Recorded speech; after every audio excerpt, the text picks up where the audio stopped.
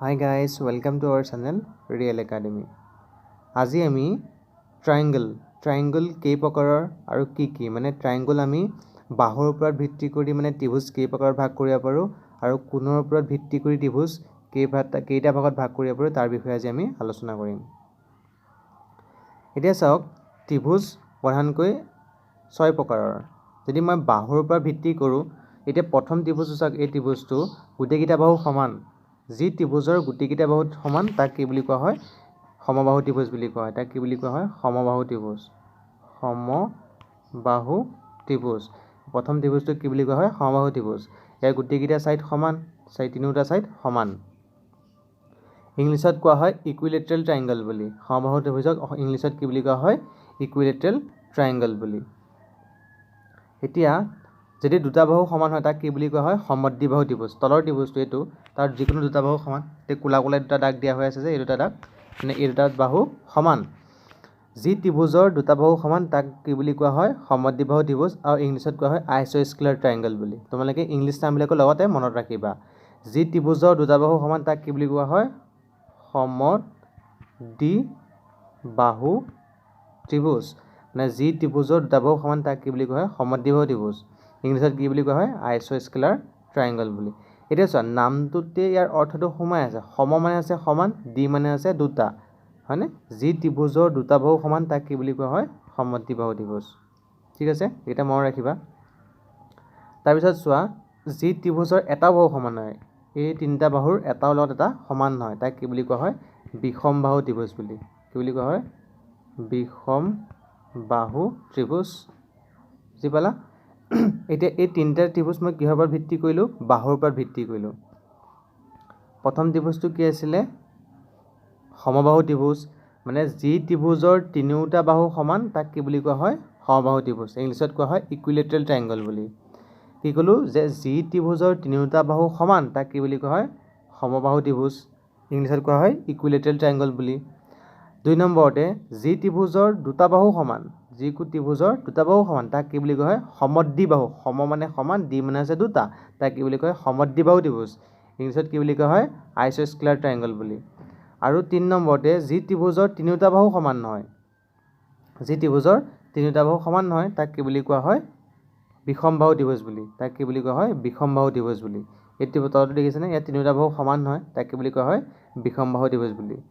হ'ল এই তিনিটা ত্ৰিভুজ আমি কিহৰ ওপৰত ভিত্তি কৰিলোঁ বাহুৰ ওপৰত ভিত্তি কৰি তিনিটা ভাগত ভাগ কৰিলোঁ। ঠিক আছে, এতিয়া চোৱা আমি কোণৰ ওপৰত ভিত্তি কৰিম। এতিয়া প্ৰথম ত্ৰিভুজটোৰ মানে এই ত্ৰিভুজটোৰ তিনিটা কোণৰ মান এই তিনিটা কোণৰ মান কি হয় 90 ডিগ্ৰীতকৈ সৰু তাক কি বুলি কোৱা হয় আমি সূক্ষ্মকোণী ত্ৰিভুজ বুলি কোৱা হওঁ।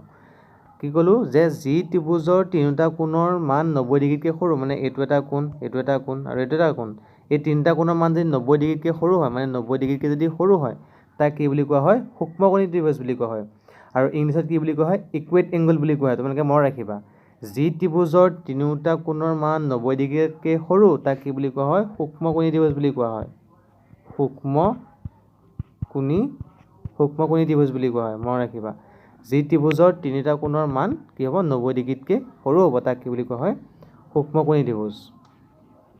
তাৰপিছত চোৱা যি ত্ৰিভুজৰ এটা কোণ 90 ডিগ্ৰী এই কোণটোৰ মান কিমান 90 ডিগ্ৰী, হয়নে?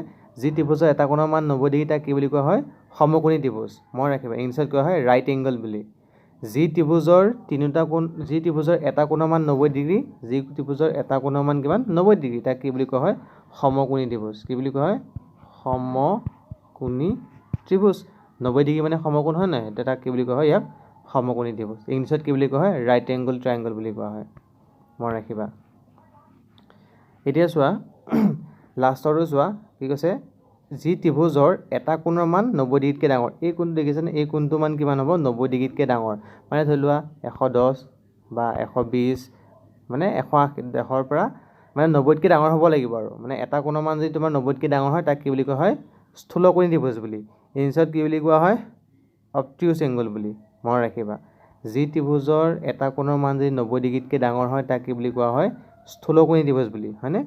আৰু ইংলিছত কি বুলি কোৱা হয় অবটিউচ এংগল বুলি, মনত ৰাখিবা। এতিয়া চোৱা আমি কি পালোঁ এইকেইটা হৈছে বাহুৰ ওপৰত ভিত্তি কৰি তিনিটা পালোঁ, এইকেইটা হৈছে কোণৰ ওপৰত ভিত্তি কৰি তিনিটা ত্ৰিভুজ পালোঁ। হ'ল এতিয়া বাহুৰ ওপৰত ভিত্তি কৰি যদি গোটেইকেইটা বাহু সমান হয় তাক কি বুলি কোৱা হয় সমবাহু ত্ৰিভুজ কি বুলি কোৱা হয় সমবাহু ত্ৰিভুজ আৰু যদি দুটা বাহু যদি সমান হয় তাক কি বোলে সমদ্বিবাহু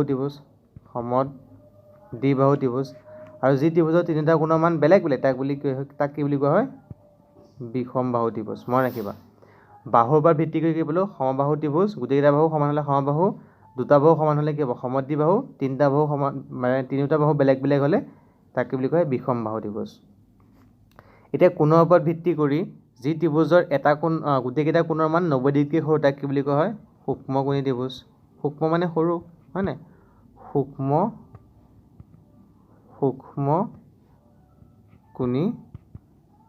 সূক্ষ্মকোণী ত্ৰিভুজ ঠিক আছে মানে যি ত্ৰিভুজৰ গোটেইকেইটা কোণৰ মান কি হ'ব 90 ডিগ্ৰীতকৈ সৰু হ'ব লাগে তাক সূক্ষ্মকোণী ত্ৰিভুজ এটা কোণ 90 ডিগ্ৰী তাক কি বুলি কোৱা হয় সমকোণী ত্ৰিভুজ আৰু যি ত্ৰিভুজৰ এটা কোণৰ মান 90 ডিগ্ৰীতকৈ ডাঙৰ তাক কি বুলি কোৱা হয় এইটোক কি বুলি কোৱা হয় স্থূলকোণী ত্ৰিভুজ হয় নাই স্থূলকোণী ত্ৰিভুজ মনত ৰাখিবা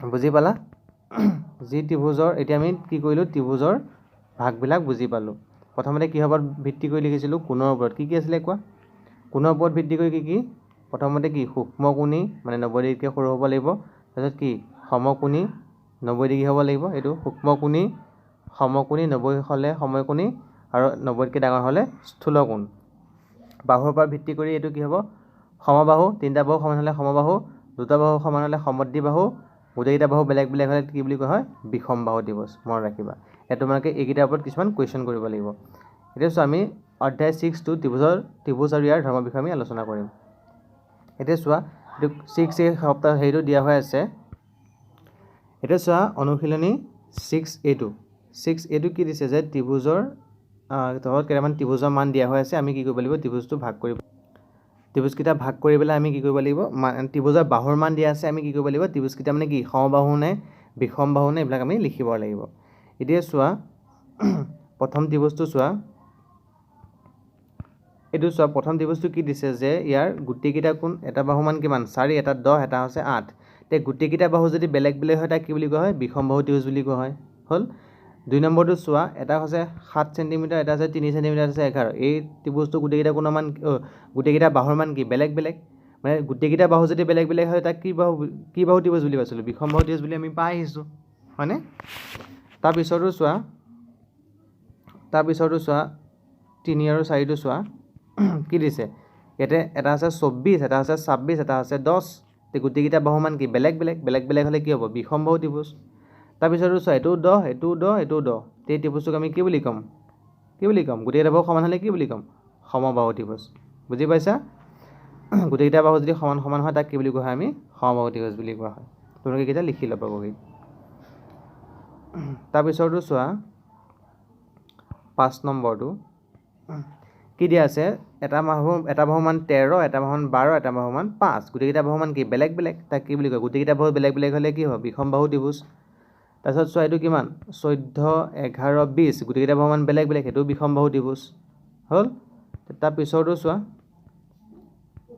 পিছতো কিমান হ'ব এতিয়া চোৱা ইয়াৰ গোটেইকেইটা কোণৰ মান কি হ'ব গোটেইকেইটা বাহুৰ মান এইটো 9 এইটো 5 এইটো 10 এইটো গোটেইকেইটা বাহু মান বেলেগ বিষমবাহু ত্ৰিভুজ ইয়াতে চোৱা ইয়াত দুটা বাহু মান কিমান এটা 10 এটা কিমান 10 আৰু এইটো কিমান 14 মানে দুটা বাহু মান একেই দেখিছেনে 10 ইয়াক কি বুলি কয় সমদ্বি মানে সমান দুটা সমান বাহু কেইটা দুটা হয় নাই কি আছে 10 সেইটো কাৰণে কি বুলি কোৱা হয় সমদ্বিবাহু মানে দুটা বাহু সমান এইটো 10 এইটো 10 দুটা বাহু সমান হ'লে কি বাহু ত্ৰিভুজ বুলি কোৱা হয় সমদ্বিবাহু মানে দুটা বাহু সমান হ'লে সমদ্বিবাহু ত্ৰিভুজ বুলি কোৱা হয় মনত ৰাখিবা এতিয়া চোৱা 2 নম্বৰটো কৈছে কি তোমালোকক কোনবিলাকৰ ওপৰত ভিত্তি কৰি পেলাই বাহুবিলাক কেনেকৈ আমাক সুধিছে এতিয়া চোৱা প্ৰথমটো কি কৈছে এইটো 90 ডিগ্ৰী এটা কোণ 90 ডিগ্ৰী এটা কোণ 90 ডিগ্ৰী হ'লে এইটো কি ত্ৰিভুজ সমকোণী ত্ৰিভুজ হয়নে এইটো চোৱা এইটো কোণ কিমান 120 ডিগ্ৰী মানে 90তকৈ ডাঙৰ এটা কোণ যদি 90তকৈ ডাঙৰ তাক কি বুলি কোৱা হয় স্থূলকোণী ত্ৰিভুজ ঠিক আছে 90 ডিগ্ৰী হ'লে কিমান হ'ব সমকোণী আৰু এইটো 90 ডিগ্ৰীতকৈ ডাঙৰ হ'লে কি হ'ব স্থূলকোণী ত্ৰিভুজ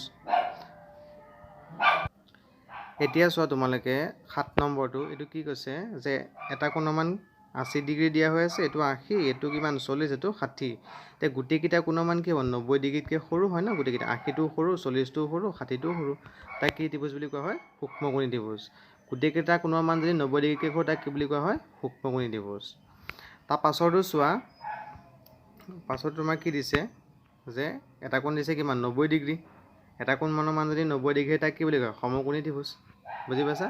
এটা কোণৰ মান যদি 90 ডিগ্ৰী হয়, তাক কি বুলি কোৱা হয়? সমকোণী ত্ৰিভুজ। বুজি পালা? ঠিক আছে, আজি 6A ইমানলৈকে আছে। তোমালোকে যদি কিবা অসুবিধা পাইছা মোক মেছেজ কৰিবা, আৰু কোনোবাই যদি চেনেলটো ছাবস্ক্ৰাইব কৰা নাই কৰি ল'বা, তেতিয়া মই তোমালোকৰ ক্লাছবিলাক মই ইয়াতে কৰাম। Thank U.